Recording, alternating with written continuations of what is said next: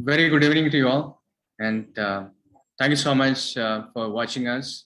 This is our fourth technical talk series, talk about folklore and indigenous systems. And welcome to the NIFI Talk Series 4. And we have a special guest today, Paulo. And thank you so much, Paulo, for accepting our invitation and joining this evening. NIFI, Nila International Folklore Film Festival of India. This is the second edition of NIFI. And last year we had a very good session. We got films from across the globe.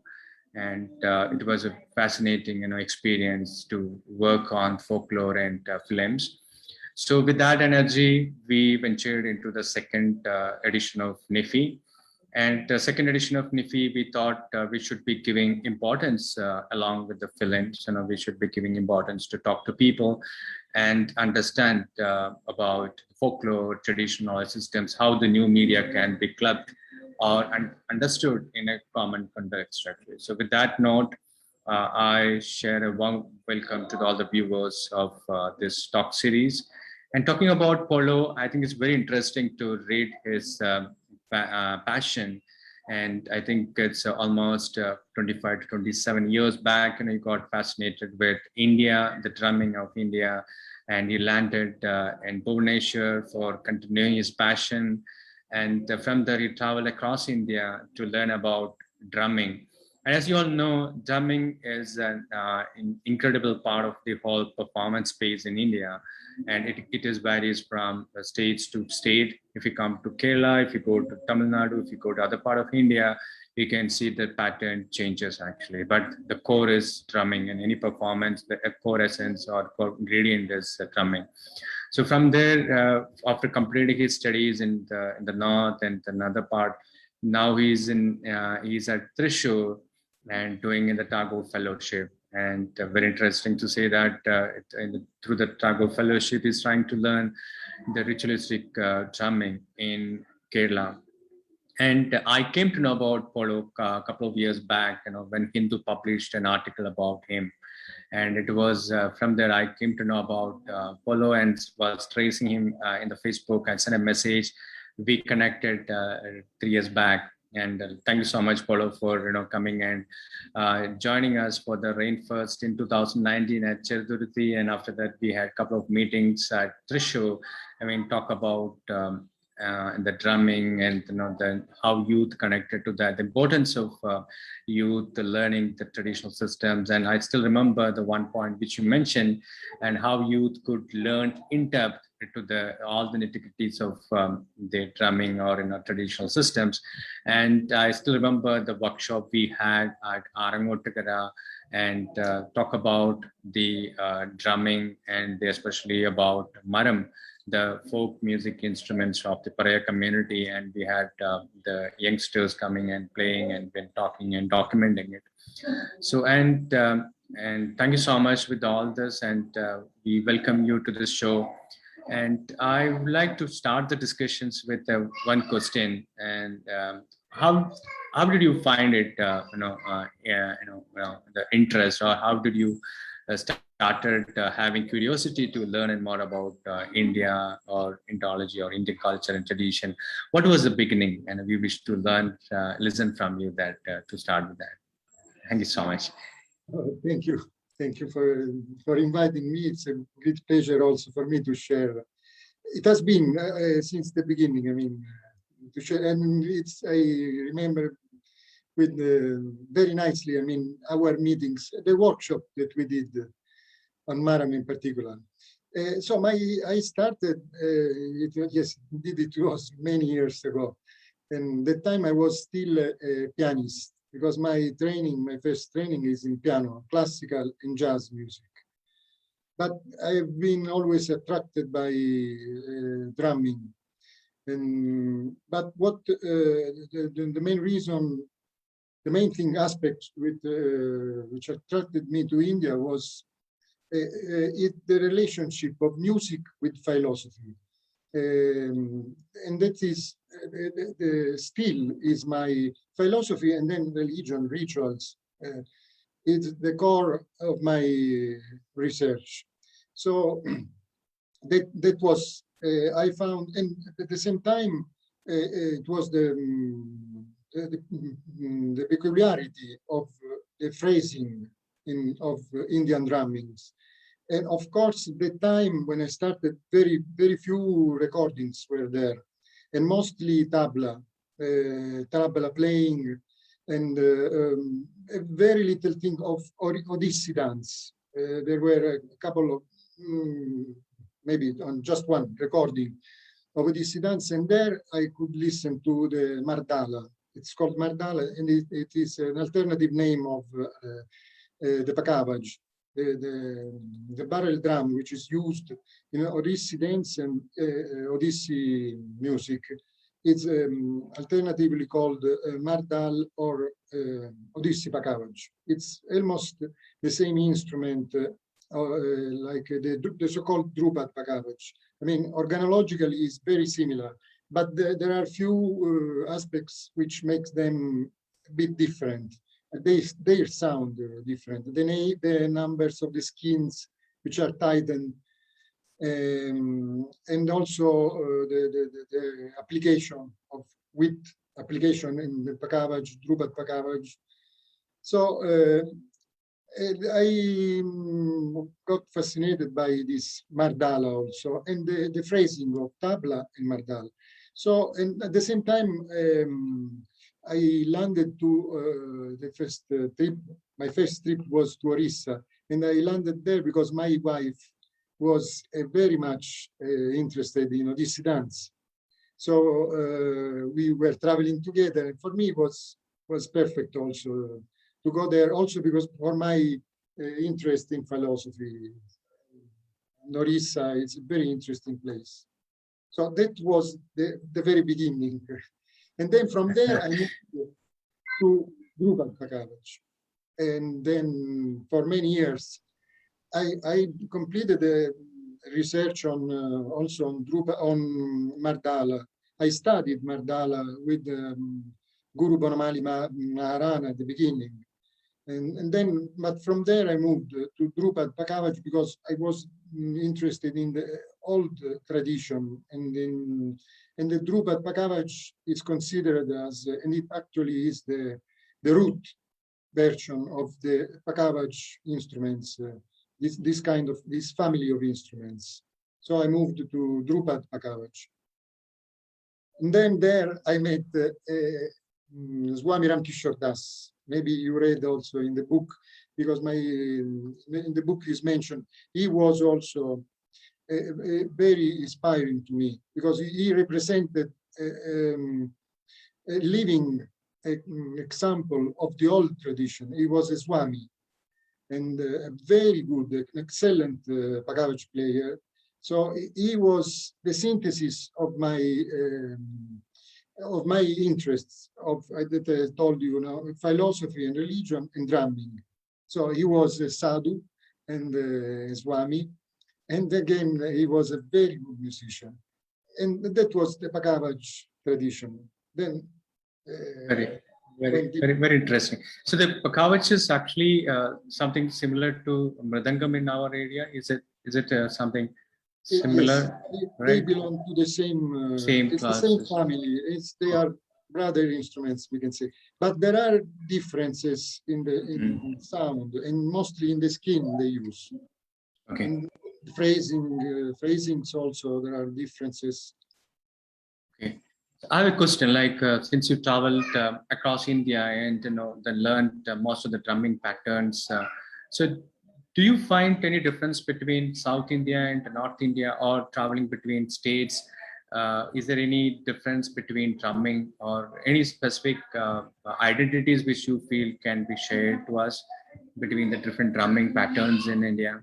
So we have to distinguish the context. If we are speaking of what is now called classical music, which was once mostly court music, and now it's and partly also temple music, then we can say that that is a context, and there we can find various similarities among instruments, and the pakavaj, the Drupad pakavaj, may be considered as one of the ancient, the reference instrument for all the other traditions.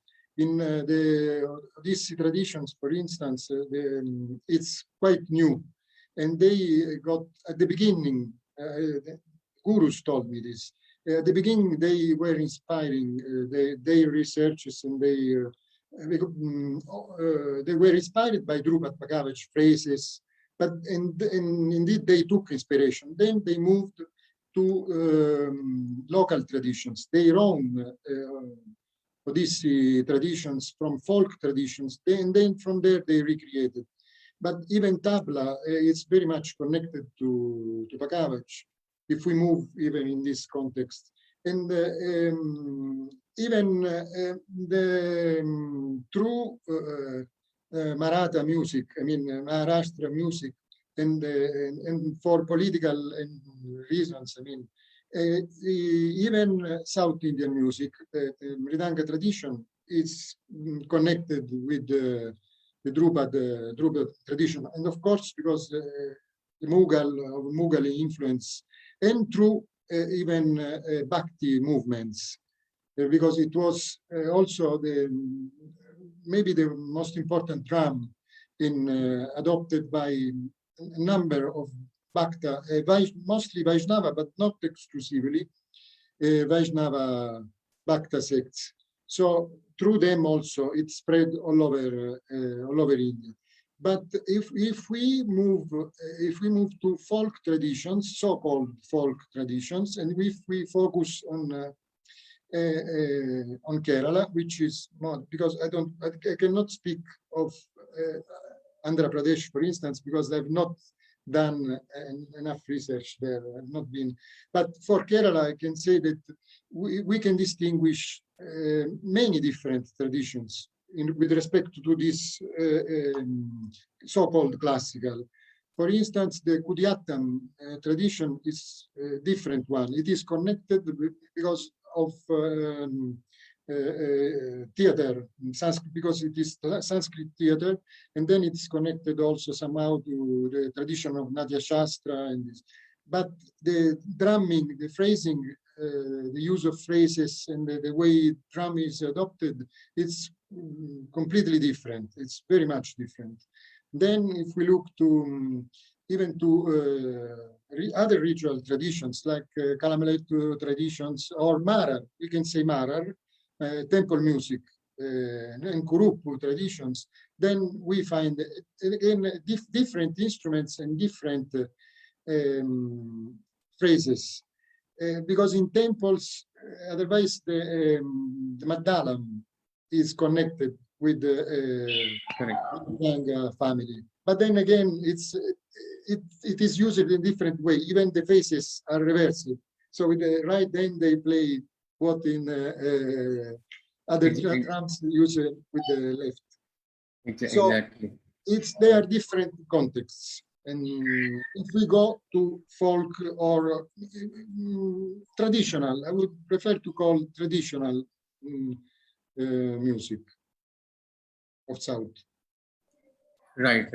I have a question, like since Siddharth is asked actually, so do we really see a reason for compartmentalizing that music, like, classical, traditional, folk, so, or you can say like, so we can all put it as in a larger umbrella of ethnomusic, and how that you can, how do we define it actually, so, or compartmentalize it? So I said so-called classical. I defined so-called because the definition is quite new. I mean, it's recent.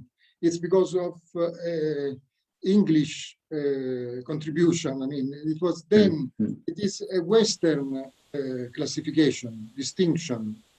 But even in Western music, if we consider Western music, classical means many things. It is referred to a specific period of music, with between the 18th and the 19th century, Mozart to Beethoven, just to give a wide definition. But also it refers to all the music which has been done in the context of, we can call the art music. So we use the classical, the word classical to refer to art music in general. So just to give the two main definitions. This term was adopted in India through British. And then what was once court music was, because that was considered the most refined music, then that kind of music was defined as classical. So this definition is quite recent, and it is not completely appropriate. At the same time, it also influenced the approach to the music itself. Of course, there was, the time was a social change. So the end of feudal organization, social organization in India, and then the new context. So music adjusted also to that, and the definition of classical was adopted then, even for nationalistic, in the context of nationalist movements. But so this is, according to me, it's we take it, we use it, but it's not appropriate. But at the same time, it's difficult. We cannot also define court music, because there was not even, before the period that we used classical music, there was not only one court music. There were many courts music, and some courts were producing new genres of music. So it's quite difficult. And at the same time, folk music, it's not a good definition at the same time, because it's also reductive. And also results from again, it's a contribution of British, I think, because a definition of groups, and it is not only because of traditional India caste division, but it's also because of the approach of Britishers to distinguish groups, and so again, that is not proper. I prefer traditional music, and at the same time, anyway, if we think, remaining in Kerala, to what is temple music, or again, we can say it's better to speak of Marar music, Marar heritage, and or Marar and Kurupu, because they merged, the groups now merged. And it's not, if we speak of temple music, it's not of thinking of Brahmanical temple. It's not even correct, because they play also in kavus, and in so the contexts are different. So I think that generally we have to distinguish, to rationalize, and to give details of the situations, to distinguish. But it's also quite difficult, and maybe it's good, particularly in South India, but it was in all over India, the system. It's two groups. We have to speak of groups, like I was saying, Mara heritage. We can speak of Kurupu heritage, of Paraya heritage, of Panan heritage, music and culturally, I mean. So ethnomusicology, again, it's a very wide definition, and each one, every ethnomusicologist specialized in there are general issues and topics, and then each one of us specialized in a tradition, one or more tradition. Usually there are Africanists, Indologists, I mean, and those who study European traditions, folk traditions, it's like that. Ethnomusicology, we cannot use ethnomusicology to define a kind of music. It's very, very wide and inappropriate, I think. Exactly. Exactly. That's the same goes with the art forms. Like, we akin to the art forms like classical art forms and traditional art forms and folk art forms. And as you rightly explained with the music, that's goes same with art forms as well. We have We very can see difficult. that, of course, we can see that all the traditions in India, but not only in India, we are speaking of India. So if we study, and this is what I argued also in my book, in this book on the Bhagavad, but also I argued in Kerala music, in the tradition I studied of Kerala. The so-called classical tradition and the so-called folk, or let's say traditional music or art traditions, they always intertwine, they always influence each other. It's a natural process. And we cannot think that they are just, that they move in a parallel way and never touch. But it's just rather the contrary. They influence each other quite a lot. And it's the beauty also, I think, when you see the way they interact also. Exactly. I have a question that is connected to Kerala. So I was talking to some of the experts, in the earlier, like they said, um, the percussion. So like individual instruments and then performance. And there are places like we have joint instrument performance like Panchavadyam, or you can see the Nadaswaram, and you can see multiple instruments coming in along with the major instruments. So Panchavadyam, we have 5 instruments in Kerala. So is it something like you could observe that the joint instrument performance of percussions in other part of India, so Panchavadyam or Mridangam, I mean like, the Nadaswaram, there are multiple instruments, or use like the history of Indian drumming is like a single or individual instruments, or it's a blend of multiple instruments, how is that? This one of the what can I say, for many years it has been said that Indian music is mostly in literature. It was said that Indian music was an intimistic music, and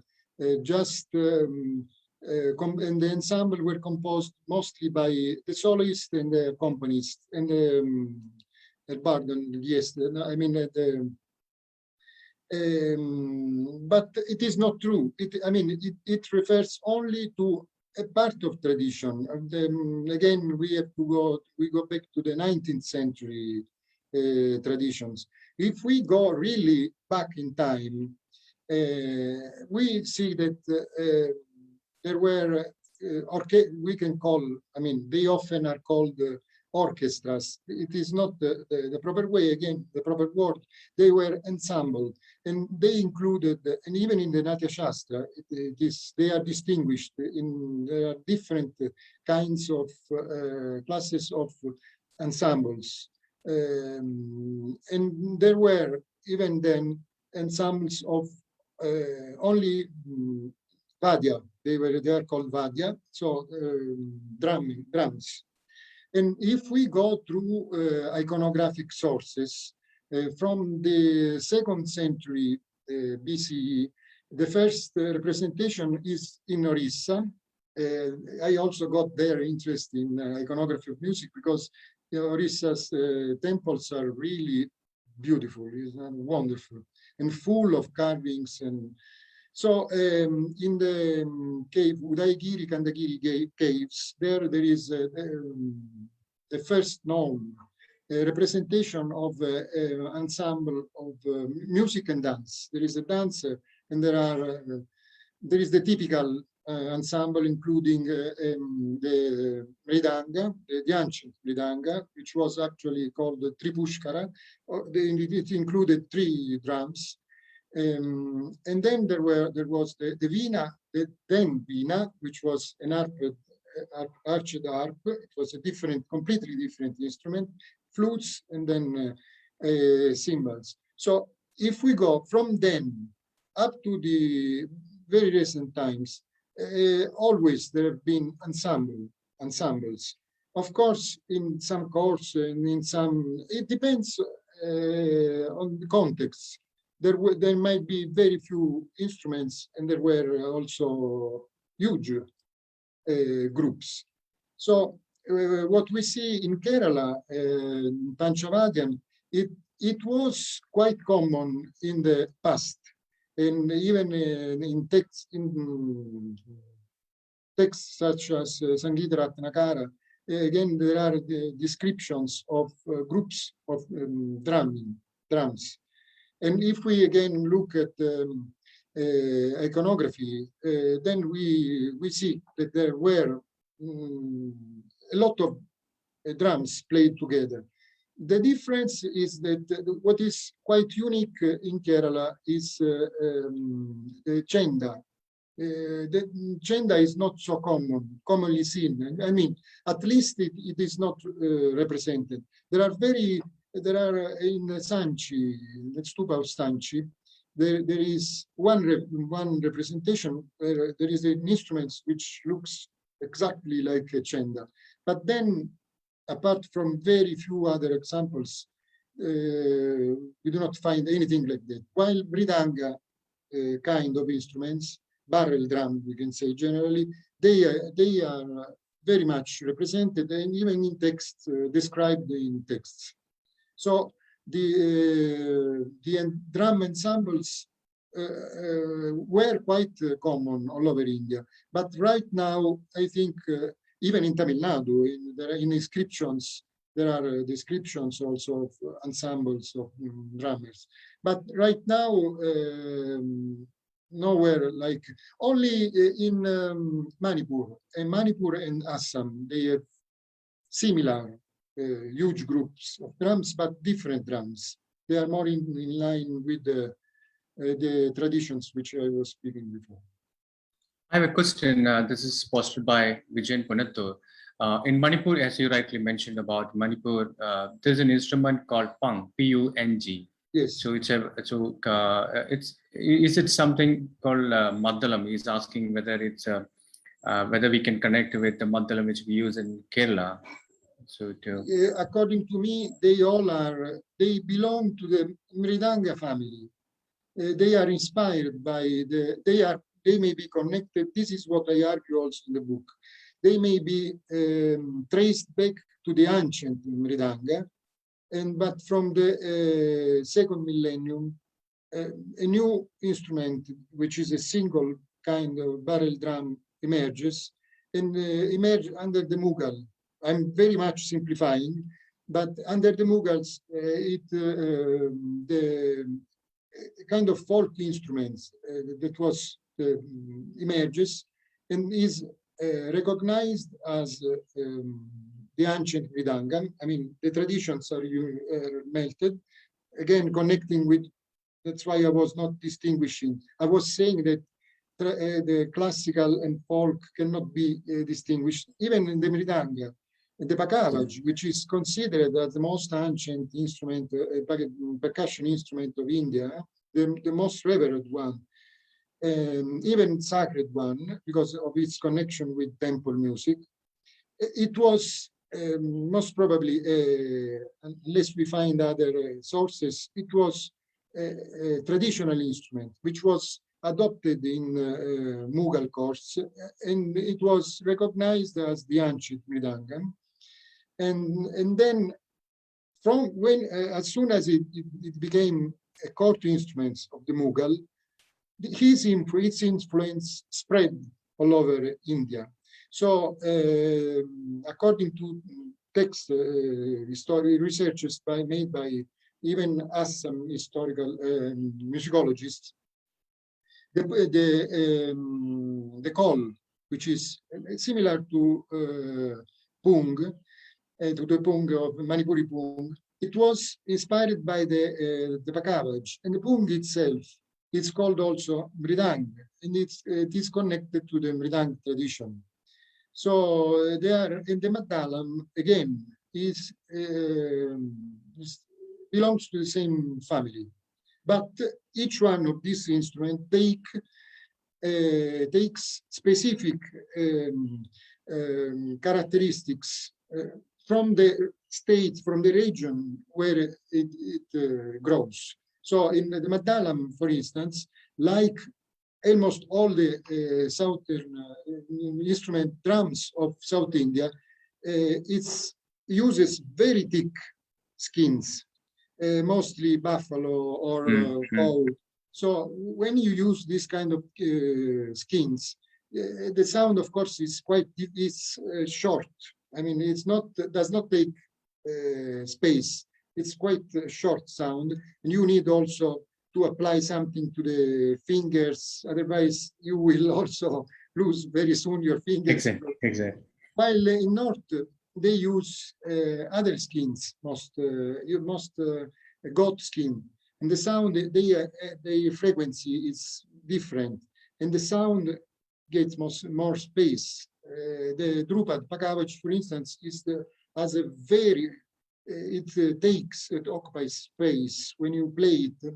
The bass and not even the high side, the high pitch sounds, they take space.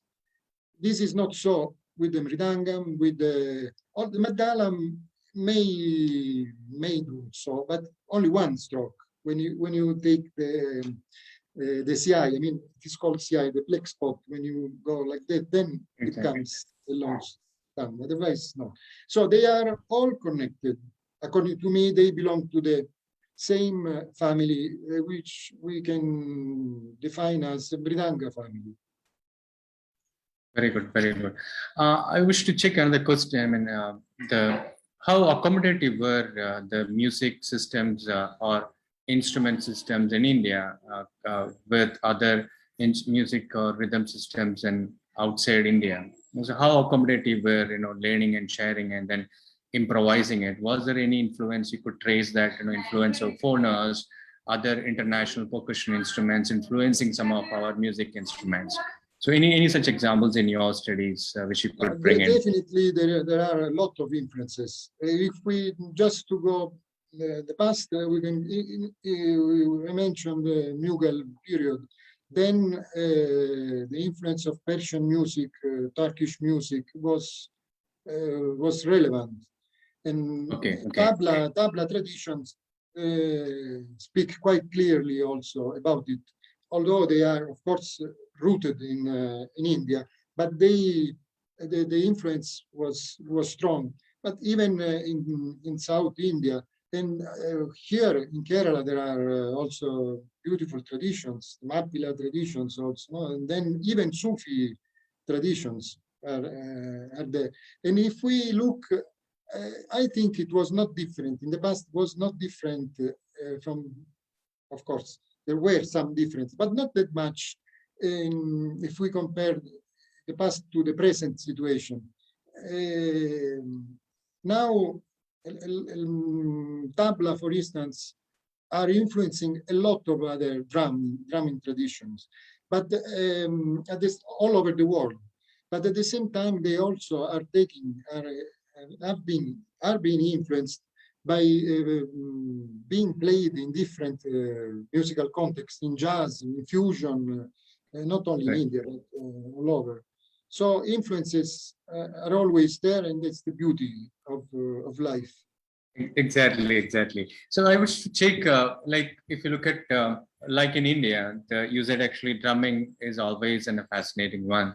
And you could see the influence, and then the literatures, all the literatures all talk about the different drumming practices, Natya Shastra or other books, and then the other Veda, all this. So similar to in India, if you feel that I may be wrong. So Africa and the Asian other countries like Japan is more in terms of like drumming. Do you agree to me that? So, or any other countries in your experience that that's similar to India, that drumming and always they give more importance? Yes, there are many, and it's not unique India in this. All over. I mean, even certainly Africa. In Africa, drums are kings instruments, and even in many other Asian traditions. And this is true also because of Buddhism, because of the spread of Buddhism, and and drums in Buddhism are quite important, being the voice of Buddha. So, but even in Western traditions, which maybe now, which took different, I mean, the main Western tradition, art music tradition, it took a different path, but it was because of Christianity. If we go in the ancient past, drums were very much important. We see that, like in India, and even in other religions, they were associated with gods and goddesses mostly. So they were very important, but it was because of Christian. It's again a process which happens everywhere. It is because of religion. So Christianity, to differentiate itself from the previous traditions, and since those traditions were represented by drums and dance, to differentiate itself from these traditions, it gave much importance to voice, to the singing. So from there, a fantastic tradition has resulted. But it was for, I'm simplifying a bit, but it was for this reason, this main reason, that it was to distinguish Christianity from previous beliefs, pagan, so-called pagan beliefs, where drums and dance were iconic, were emblematic of these beliefs. So they chose voice. I think it's very interesting to read that. And then, do you feel that because we have been to Japan and we work closely, and we had one taiko drummer traveling to India and working with the bamboo team in the past, and experiencing the taiko drumming in Japan looks like it's more muscular, and they need more energy, so it's something like. Do you feel that in Africa also? I experienced some of my visits to Africa. So there is it's a lot of energy required, and then they is so vigorous or so energetic or so muscular in playing it, compared to India. So do you feel that more energy is required for playing taiko drum or an African drum compared to Indian drumming? Is it? If we look to okay, if we look to tabla or I have to say that the pakavaj needs a lot of energy to be played. Of course, it's a different kind of energy in comparison with the taiko or other Eastern traditions, and even compared to African traditions. But if we look to Kerala again, what I find extremely fascinating for some aspect and crucial in Kerala tradition is that just what you were saying, that music requires anything, any ritual, every ritual asks to the performer a contribution, an energetical contribution, which is overwhelming. I think it's, if we look at Teyam, it's supernatural.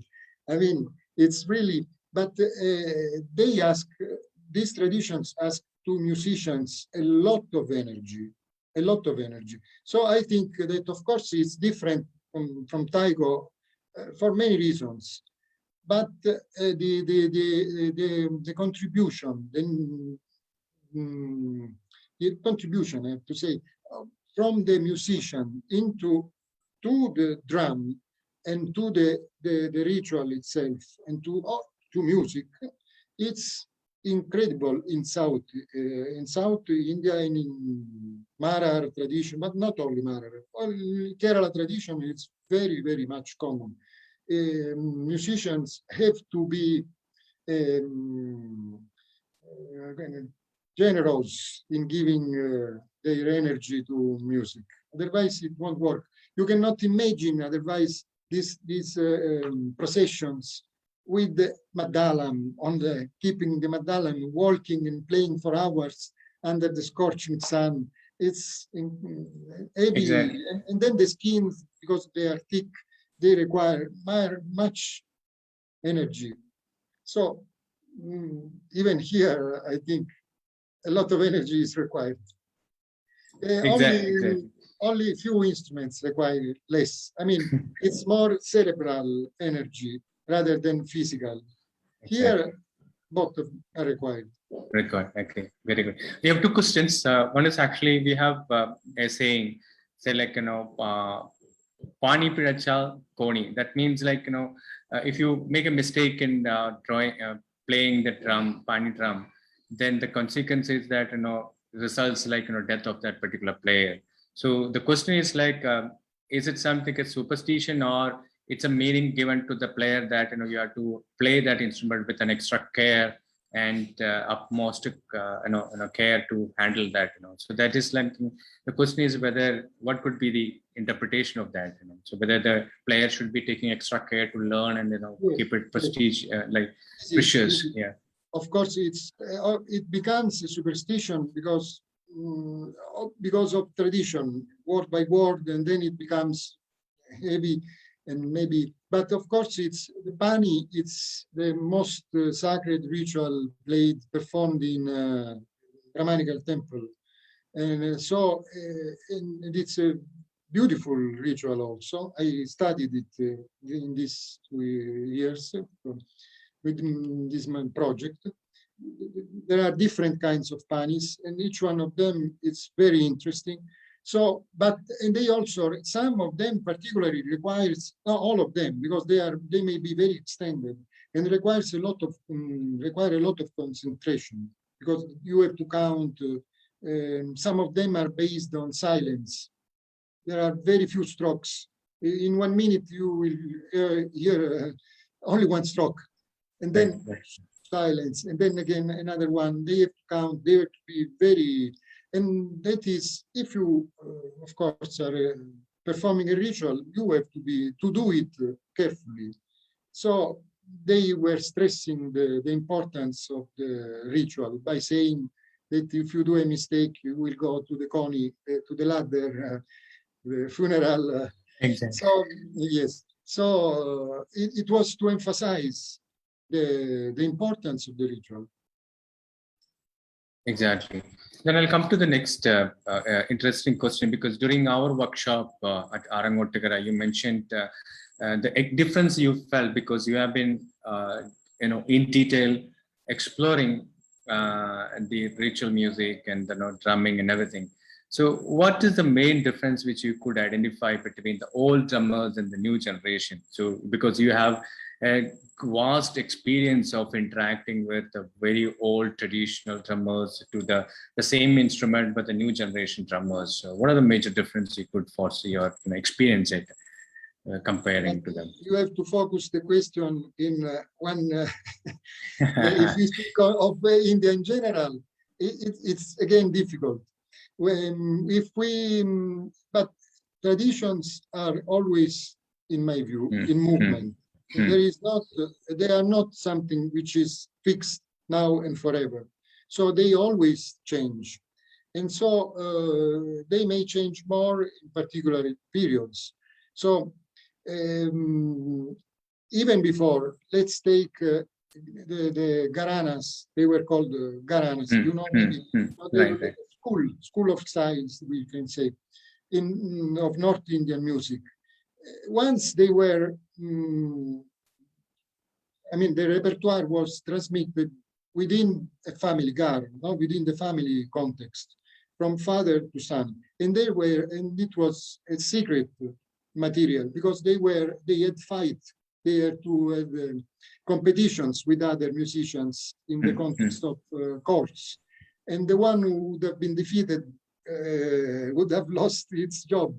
And so it meant that they needed particular compositions, and they needed also to keep them secret because they had to show at the proper moment to the royals. Nowadays, in a new context, social context, Gharana themselves are no more so necessary. Also, and at the same time, just take YouTube, for just take one, not mention any other social or any other internet source. The musicians themselves are exposed to a lot of music, a lot of those which were once gharanas are now openly played. So a member of any one of them, they take it as an example. I mean, they can, just by listening, of course, apprend and learn new compositions. So it's a process now, the new context, social context, and new media, new the informatics. So all this help communication and help traveling also traditions. So as I was saying before, even tabla and the Pakavaji itself have influenced the Western music, jazz music. They have influenced, and they have been influenced in the same way. And of course, it is like this in any tradition, and it has been in this way, I think. I think it's a very, yeah, I think it's a very good explanation, and thank you so much. In that context, I wish to check your opinion about the innovative bamboo music which started by Wiley.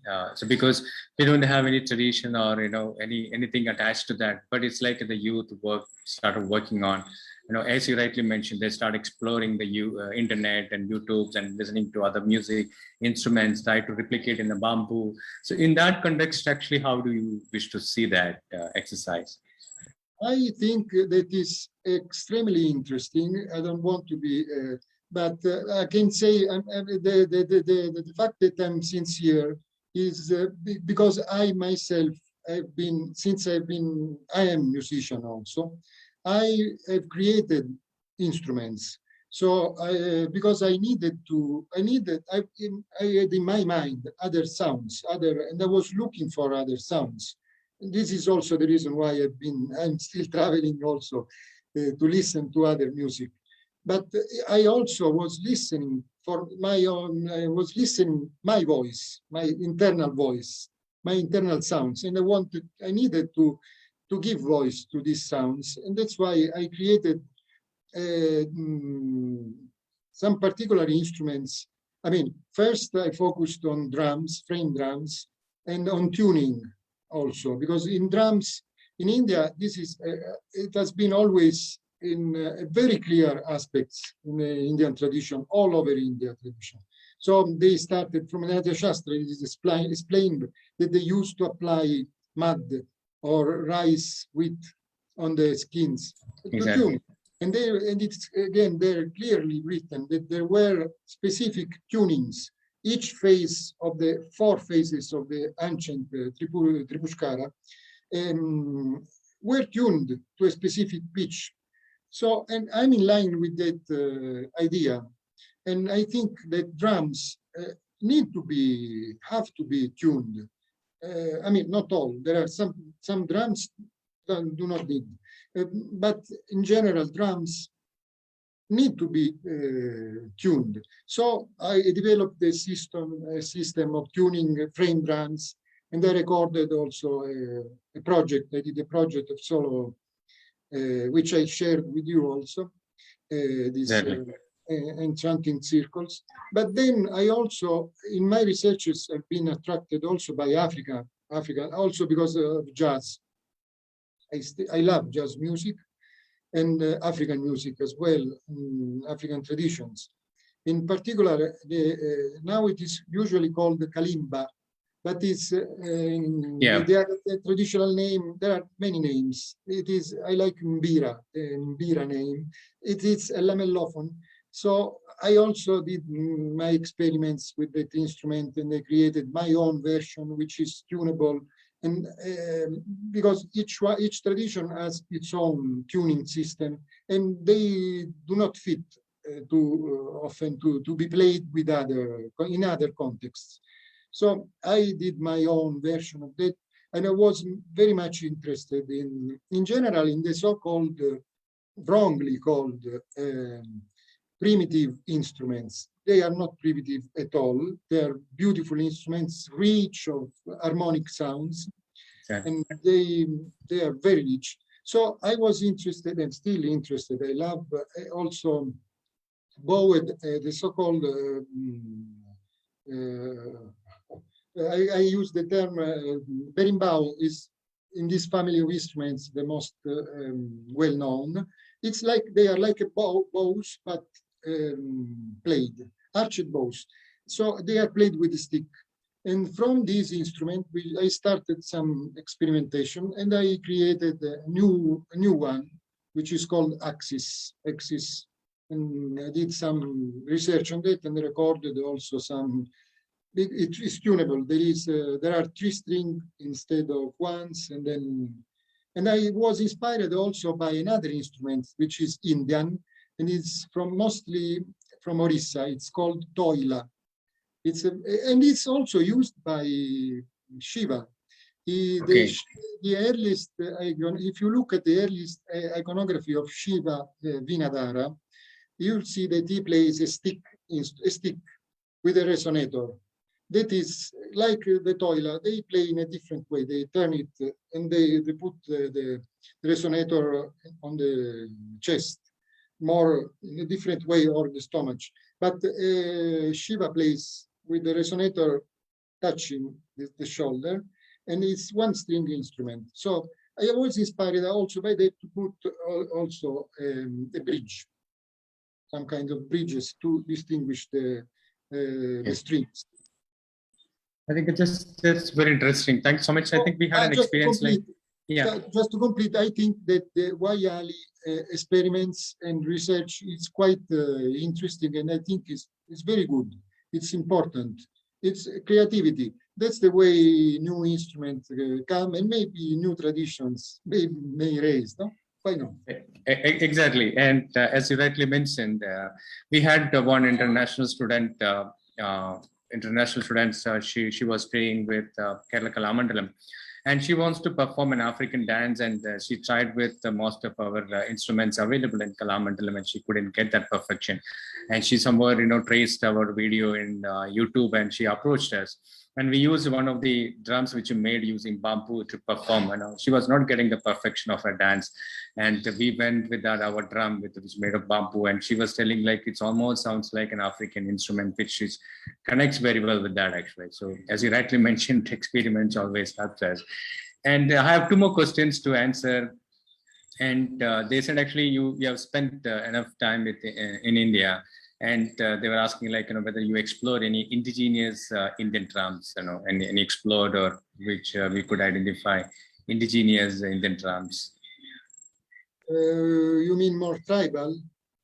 Maybe that's the question came from one of the audience. Actually, in your time spent in India, have you looked at indigenous Indian drums? Yes, I mean, but not. I could not do it. It's a huge effort also to move. It has been for me, since they are different contexts, even to move from North Indian music and mostly the context of the so-called classical music to Kerala. It's into rituals.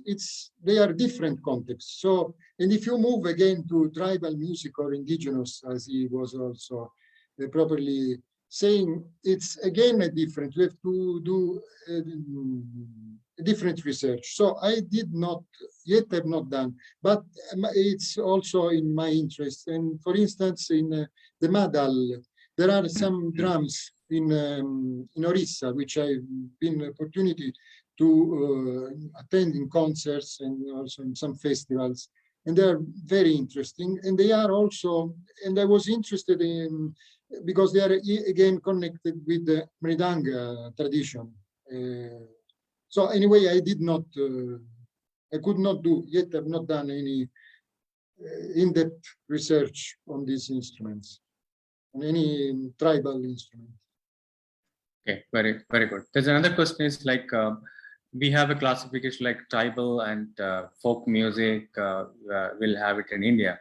Is it something worth looking at, like, we call it folk music or tribal music, or we call it as a one stage, like it's one question came from the audience. So do we separate like a tribal separate and folk separate, or will as you, I mean, you already answered it in the beginning, and just leave it to you. In my view, they may be conceived as different stages of interaction. If we look at, if we take, but just it is just a theoretical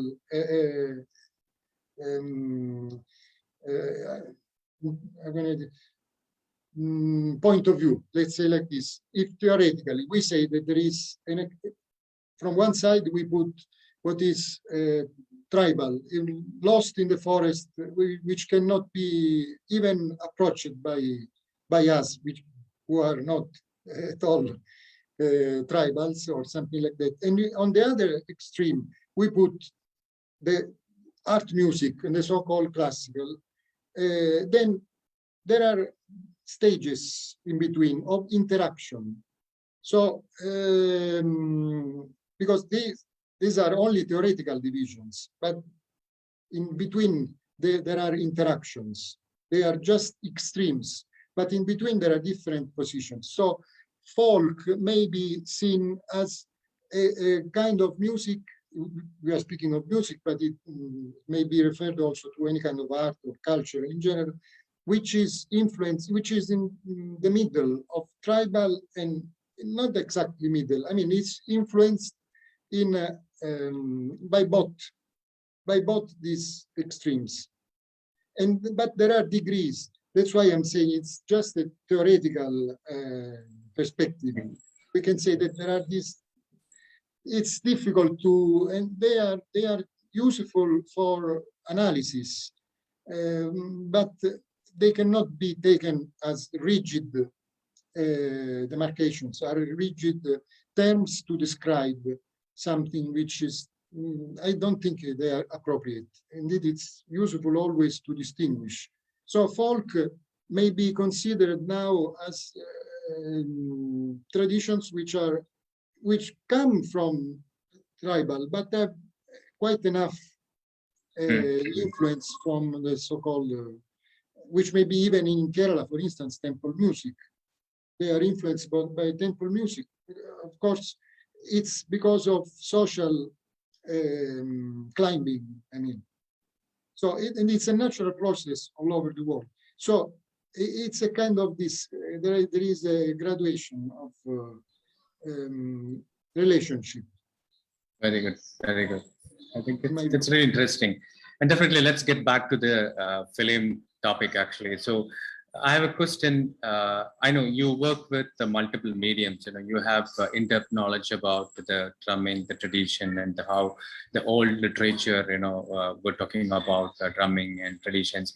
And I wish to ask you a question like, how do you see the exchange between the new media or interaction between the tradition and the new media, and how that could benefit the new generations to learn and take it forward, the traditions and the indigenous culture with the changes they wish to bring in. So how the role of new media in transition of knowledge, the traditions to the next generation?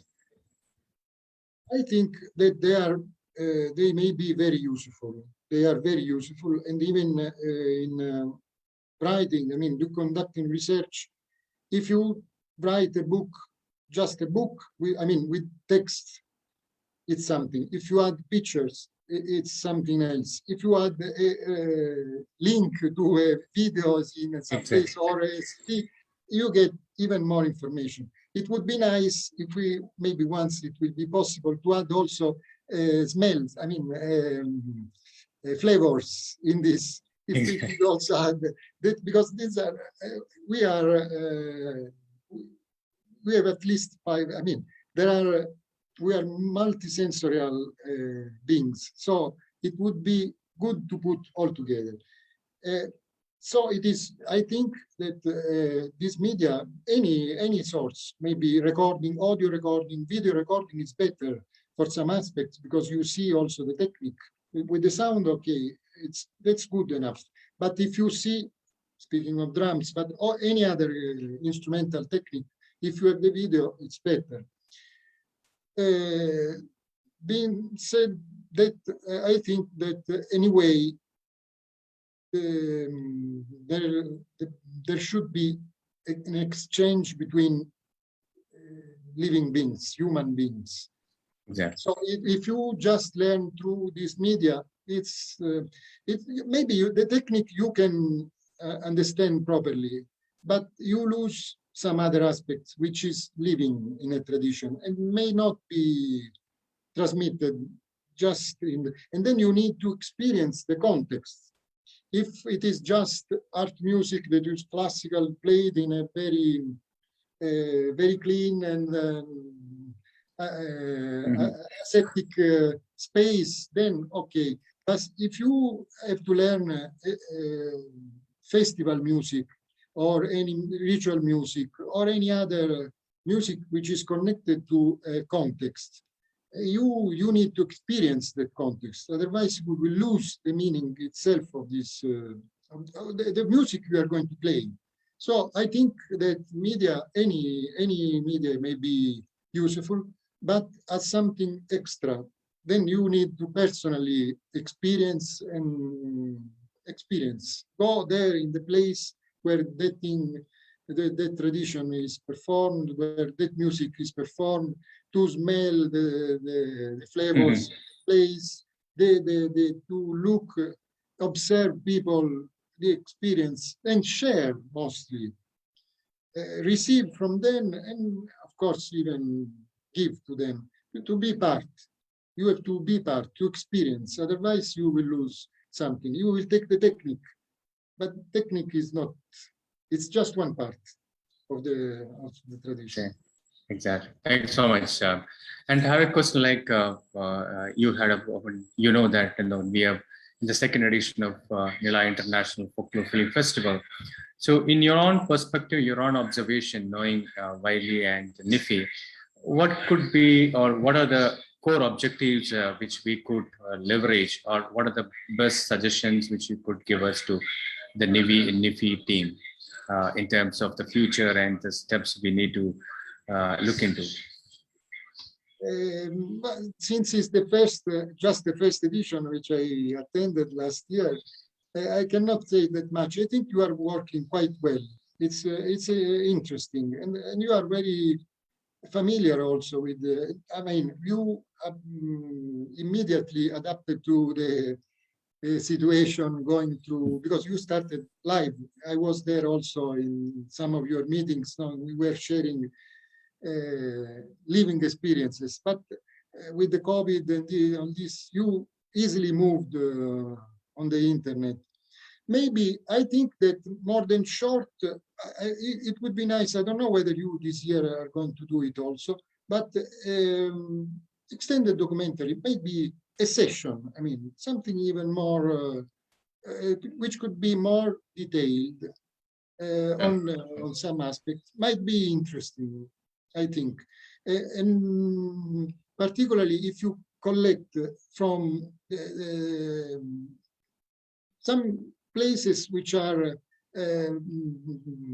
not easily reachable, but I mean, from work done by indigenous, in this sense, people. I mean, in some areas of Mongolia or in Tibet or Africa, some, if you could reach, because through the festival, I think you slowly may also get a contribution like this. And this, I think, would be, I mean, work done by people themselves who are working in this field somehow. They want to share their own tradition, and they are speaking of their own tradition through new media. And like in Kerala, a lot of people loves video photography, and this. Even in Africa, for instance, there are people who love, and if you see on YouTube, if you have the right keywords, you can get very particular videos uploaded in some very dispersed village in the savannah. Or so I think that would be also, and it is in line, I think, with your work. This is what I say, but I'm not. I hope I don't know whether No, I think, maybe it no, I think was you got a very good point, and we are thinking similar lines. One is actually we in this edition of NIFI, we thought about having an exclusive curated session from tribal filmmakers. People are, tribal community, when they take a film about the community rituals and everything, we are trying to include as much as possible from India and abroad. So we thought, rather than they come to the competition section, instead of that, we can have a separate curated session where we can, as you rightly mentioned, bring them into the discussion of what prompted them to take it actually. So that's a valid point. We'll definitely take it. And I wish to listen, since you've born and brought up in Italy, and that's what I realized. And can you talk about a little bit about the folklore of Italy or the Europe and other side, and small words, how we could narrate that? Again, we have to distinguish a lot. I mean, in Europe, it's not as huge as India or Africa, but so many traditions are there. Even in Italy, yes, we can speak of an Italian tradition, folk tradition. But if you go in the different regions are called of Italy, there are 21, you will see that there are many differences. And mostly if we go from from south to north. In the southern area, you can see that there are similarities are there. But if you move to the north Italy, then you'll see many differences. So it is quite difficult. I belong to a tradition, to a place which is South Italy, and where the folk tradition of these places has become very famous, worldwide famous, because of a festival which is called La Notte dell'Atalanta.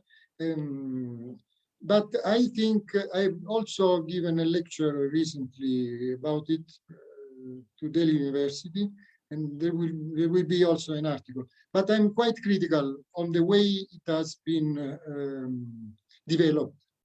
So even there, we have to look to the specific traditions. So I cannot say specifically anything, but focusing on one tradition. We cannot speak of folklore in general like this. Sure. Can you also, like, you talk about the instrument which you made, and it was very fascinating to listen the exercise you have done, that the motivation behind you to get the sound which you expected, and you invented a new instrument. Can we see, or can you talk much deep about it actually, or do you have any videos which you could experience and you playing that? I uploaded only one video. Yes, only one video. I think of Axis.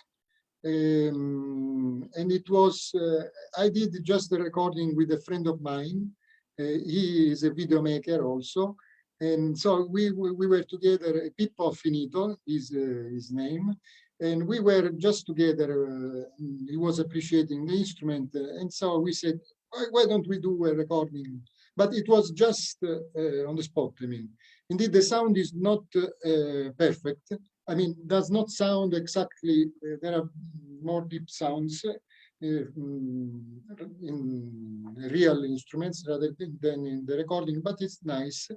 So we did like that and then uploaded. It's on YouTube. And then I introduced the instrument saying that it is inspired by this family of instruments, which is from Africa mostly, but not only. And in India, they are called toila or stick zithers, they are called. Okay. Definitely. And for the viewers' information, definitely we'll be sharing the links to some of his music compositions and music videos, and keep watching that. And I think it's so fascinating to go through your experience and the kind of studies you have done into the Indian ritualistic music and drumming especially. And I know it's a vast area, and we cannot never complete it in hours or a couple of minutes or hours. So it's just a beginning, and I think we should do more such knowledge sharing sessions, what you experienced to the viewers of NIFI. And the core purpose or objective of NIFI is to create and know the folklore traditions and then connect that with the new media, so that the filmmaking is a one part of our exercise, but knowing and understanding the culture and traditions and then connecting with the youth and the new media, which there can be multiple interpretations from their own perspectives, but the root gets connected. And with that note, thank you so much, Paolo, for joining us today evening. And this is just the beginning. I wish to get you once more and talk about by the time I'll try to complete your book, and I have just read only half of it, but it's a amazing book, no doubt about it. Actually, you have taken years of your experience and your tireless efforts to learn and understand the Indian system of the percussion and the music. And so thank you so much for joining us and sharing valuable information to us and guiding us and getting us from the front to take our actions forward. And we look forward to continue working and associating with you in the future. And for the viewers, please like our Facebook page and continue watching the videos. And if you have more questions, post there. We will try to write to Paolo and answer and get answers for that. So with that note, thank you so much, Paolo. Anything which you wish to share with the audience and the team, please. And thank you so much once again, and have a nice night. Good night. Back to you. You have any? Yeah. And we'll be sharing the URLs of Paolo's video and in the Facebook NIFI page. And please watch and share. And if you have any comments, share it. Thank you again. Yeah. Thank you so much, everyone, and have a nice evening. Good night. Bye, everyone. Bye-bye. Thank you.